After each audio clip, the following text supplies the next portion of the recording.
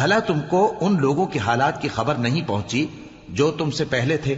یعنی نوح اور عاد اور سمود کی قوم اور جو ان کے بعد تھے، جن کا علم اللہ کے سوا کسی کو نہیں۔ جب ان کے پاس ان کے پیغمبر نشانیاں لے کر آئے تو انہوں نے اپنے ہاتھ ان کے منہوں پر رکھ دیے کہ خاموش رہو، اور کہنے لگے کہ ہم تو تمہاری رسالت کو تسلیم نہیں کرتے، اور جس چیز کی طرف تم ہمیں بلاتے ہو ہم کو اس میں بھاری شک ہے۔ ان کے پیغمبروں نے کہا،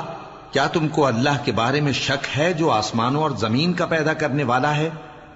وہ تمہیں اس لیے بلاتا ہے کہ تمہارے گناہ بخشے اور ایک مدت مقرر تک تم کو مہلت دے۔ وہ بولے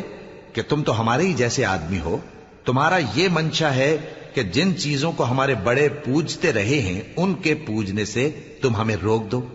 تو اچھا کوئی کھلی دلیل لاؤ، یعنی معجزہ دکھاؤ۔ پیغمبروں نے ان سے کہا کہ ہاں ہم تمہارے ہی جیسے آدمی ہیں، لیکن اللہ اپنے بندوں میں سے جس پر چاہتا ہے نبوت کا احسان کرتا ہے، اور ہمارے اختیار کی بات نہیں کہ ہم اللہ کے حکم کے بغیر تم کو تمہاری فرمائش کے مطابق معجزہ دکھائیں، اور اللہ ہی پر مومنوں کو تو بھروسہ رکھنا چاہیے۔